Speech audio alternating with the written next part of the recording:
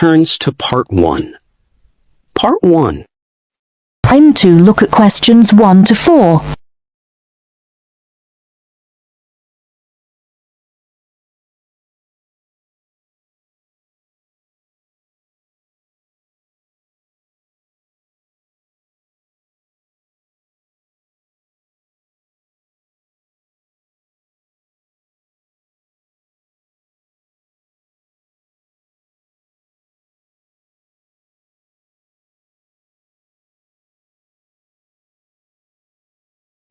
Listen carefully and answer questions 1 to 4.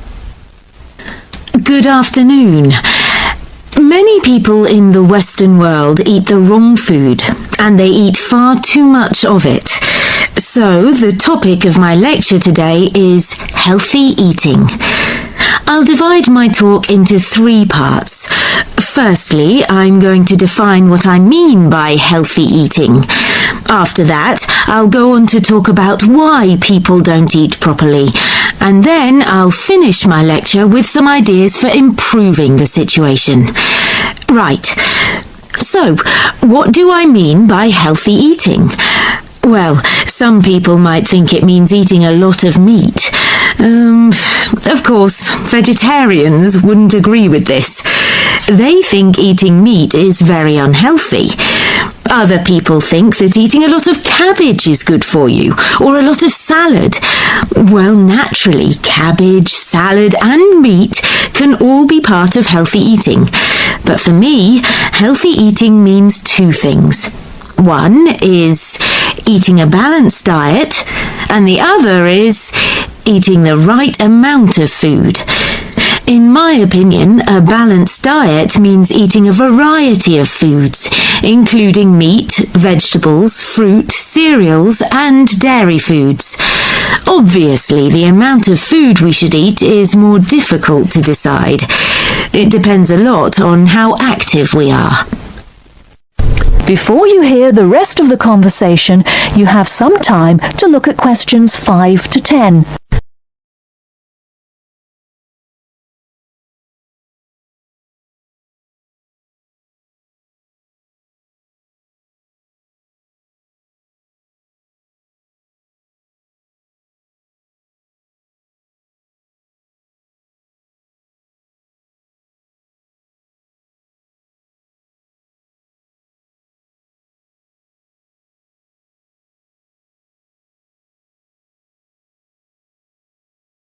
Now listen and answer questions 5 to 10. Now on to my next point. Why do so many people eat badly? Well, let's look first at having a balanced diet. To have a balanced diet, you have to plan your meals in advance and then buy the right food. And then take time to cook it properly. But these days, people are so busy working that they don't have time to go shopping. So they end up buying fast food at the last minute. Another reason people don't eat well nowadays is that it's actually cheaper to buy food already prepared in a packet. So people who haven't got much money will buy packet food rather than cook something fresh. And a final reason why people don't eat healthily is that they don't know how to. In my opinion, schools don't do nearly enough to educate their pupils in healthy eating habits. And now to my third and last point. What can we do to solve the problem? Well, I think it can be solved by 3 main groups: families, schools, and the government.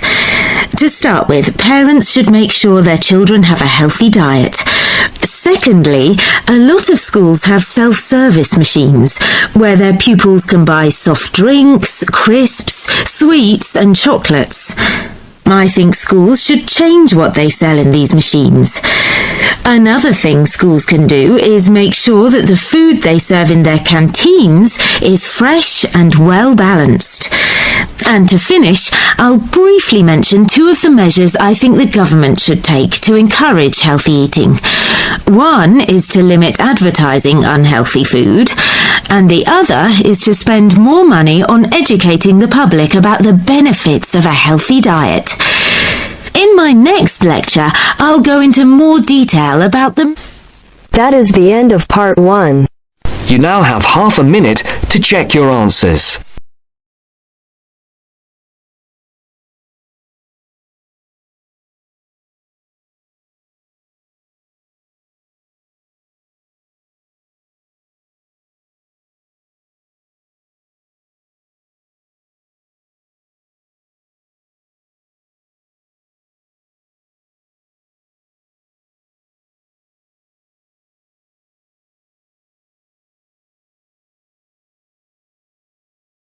Now turns to Part 2. Part 2. You will now hear a speaker talking about student loans. Now you have some time to look at questions 11 to 15.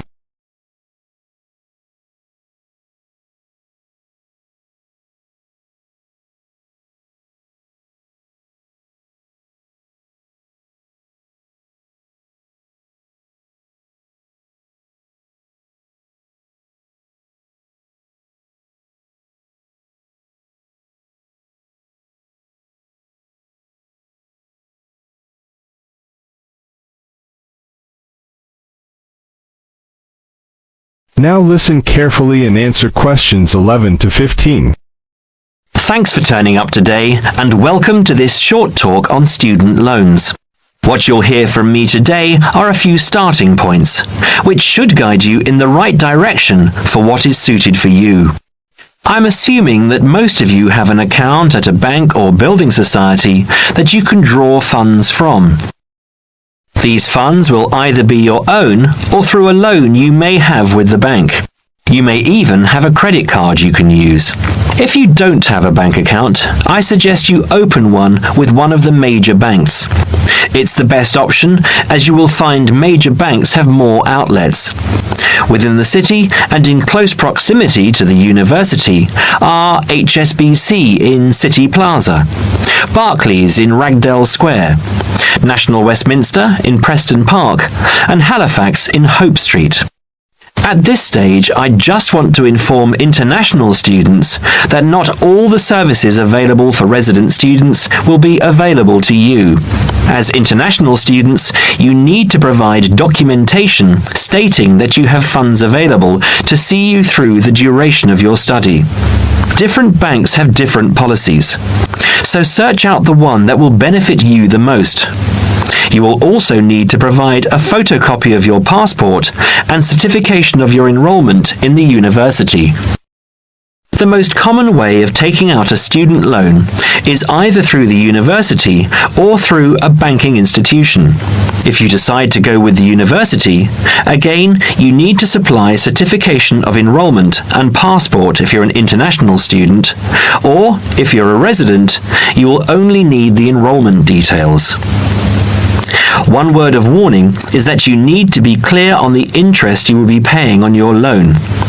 The interest level through some universities is almost as much as the loan itself. So, if you borrow £10,000, you might have to pay back close to 20.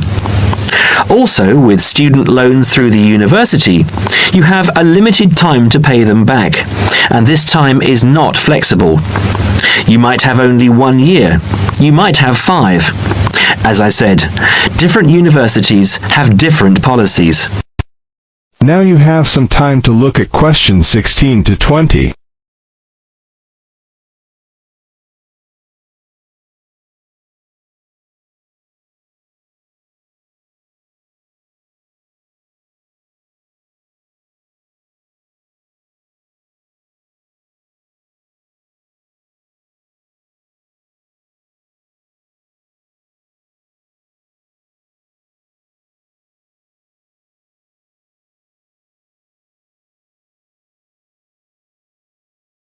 Now listen carefully and answer questions 16 to 20. This university, for example, has an interest rate of 23.5%. It's quite high, but not as high as many of the other larger universities. The other option is to take out a loan through your bank. you will find that most banks will have lower interest rates than the university. They average roughly between 14.5 to 18.5%. Banks also give you an option of over how many years you want to make repayments. You can basically choose to pay it back in a year or in 10, even more if you are finding it difficult. Make sure you have an account with the bank you decide to go with. Either a current account or a savings account is enough. With either of these accounts, you can use your card to make withdrawals and deposits from automatic teller machines at any time, and make payments over the internet if you choose. You can also use Maestro, one of the systems which automatically take the money from your account at a time that you have specifically stated, and deposits it into a nominated account of your choice. You might decide to have £150 taken out each month, and each month this is what will happen. Also, check what fees apply with what services. Some services are free of charge, but they are few and far between. Okay, so that's all from me. If there are any questions related to what I've covered today, please raise your hand. That is the end of section 2. You now have half a minute to check your answers.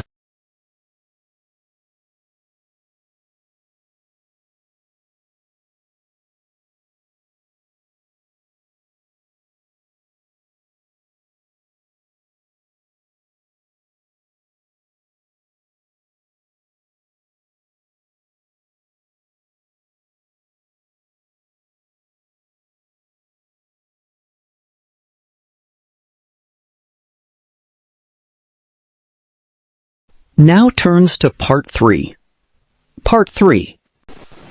You will hear a business studies student called Sam talking to his tutor about an IT project he is going to do for a local company called Turner's. First, you have some time to look at questions 21 to 26.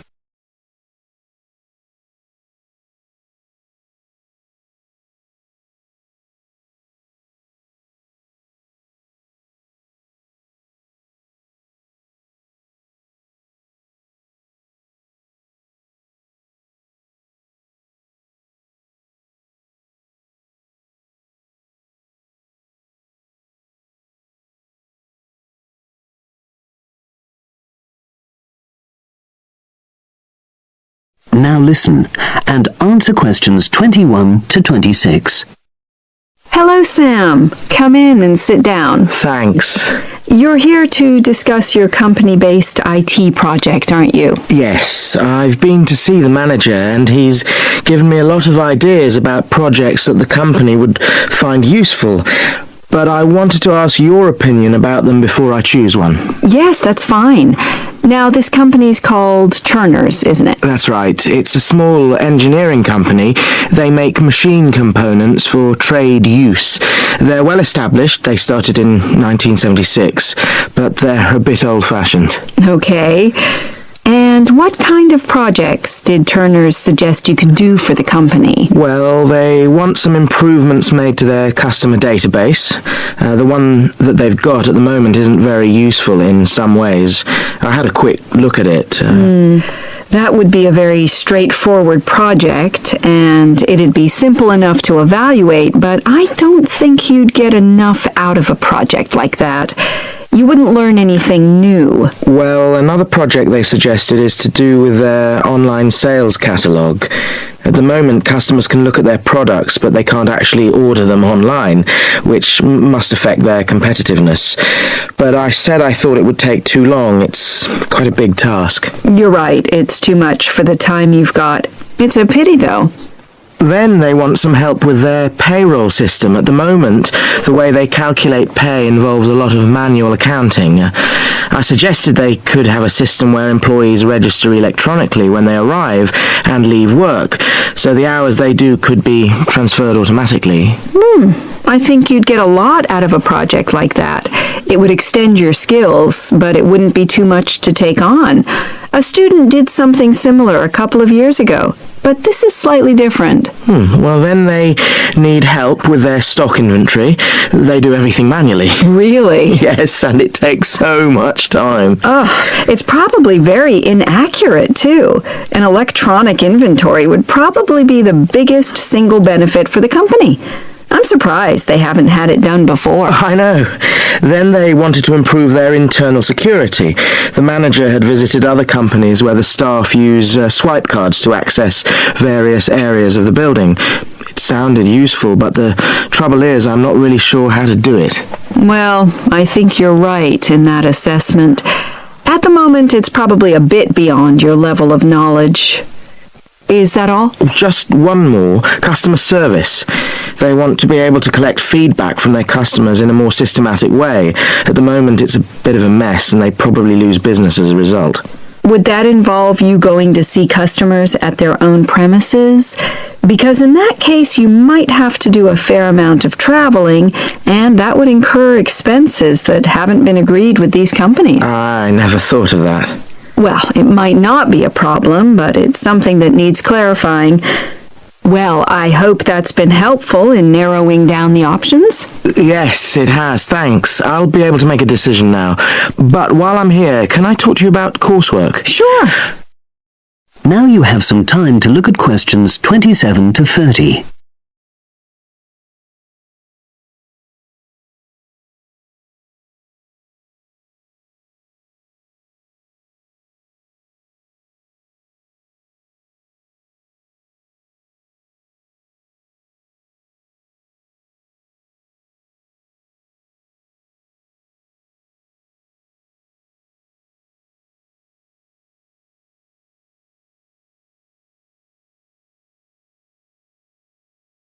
Now listen and answer questions 27 to 30.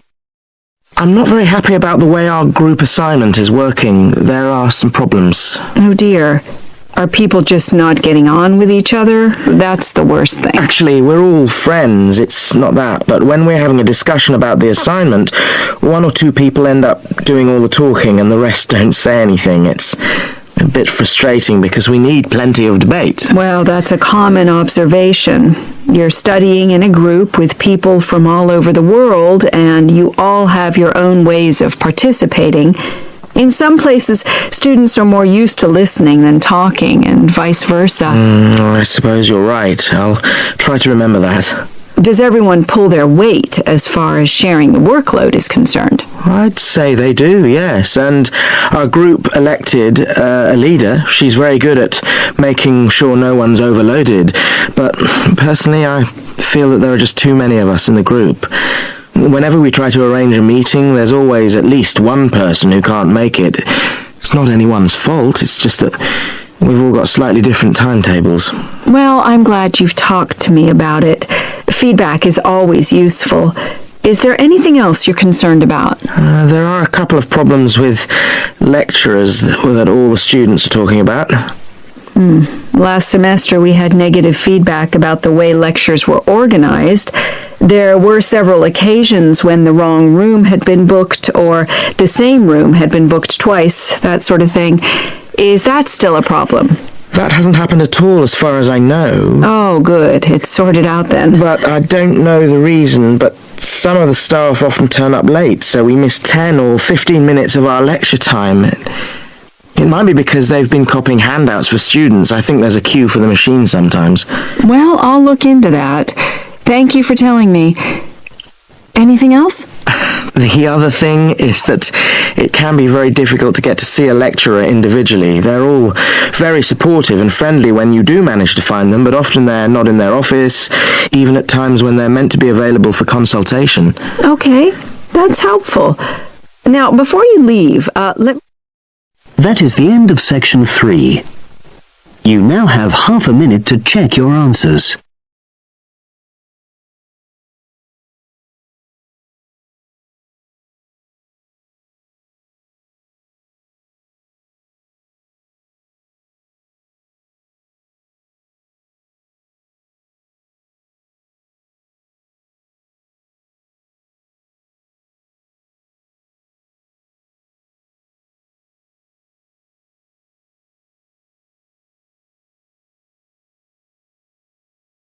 Now turns to Part 4.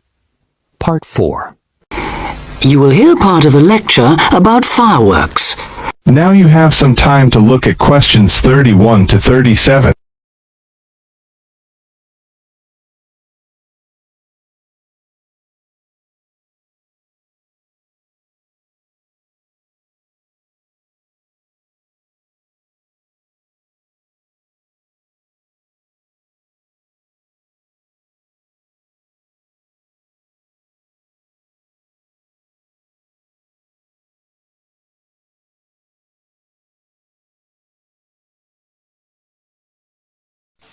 Now listen carefully and answer questions 31 to 37. Good afternoon, everyone, and welcome to this short talk on the subject of fireworks. Now, fireworks, as I'm sure many of you know, were invented in China, though there has long been disagreement as to exactly when, or even in which century. The consensus nowadays, though, is that it was in the 6th, as there is considerable evidence of war rockets being made then. We also know that fireworks were in use by the 7th century in Arabia, where they were called Chinese arrows, reflecting their military potential. It then took a long time for them to spread to Europe. In fact, it wasn't until the 1200s that fireworks made their appearance there. The basic ingredients of fireworks have changed little to this day. Their explosive capacity comes mainly from black powder, also known as gunpowder, which is produced from a mixture of charcoal, sulfur, and potassium nitrate. A modern aerial firework, the kind used nowadays in big public displays, not the small rocket type that you might remember from your childhood, is normally made in the form of a shell, often a sphere, about the size of a peach. Inside the shell are a number of stars, surrounded by black powder, and running through the center of the round shell is a charge that makes the firework explode when it reaches the desired altitude. This is known as the bursting charge. When this explodes, it ignites the outside of the stars, which begin to burn with bright showers of sparks. Since the explosion throws the stars in all directions, you get the huge sphere of sparkling light that is so familiar at firework displays. A shell of this kind is launched from a 75mm diameter mortar, which in some ways resembles the type used by the military. The mortar is a steel, or increasingly for safety reasons, shatterproof plastic pipe. This is likely to be 500mm long and sealed at one end. The other end is aimed at the sky, and at the bottom of the pipe, below the shell, is placed a cylinder containing black powder. This has a long fuse, which projects out of the tube. When this is lit, it quickly burns down to the lifting charge, which explodes to launch the shell. In so doing, it also lights the shell's fuse. The shell's fuse burns while the shell rises to its correct altitude and then ignites the bursting charge so it explodes. Now you have some time to look at questions 38 to 40.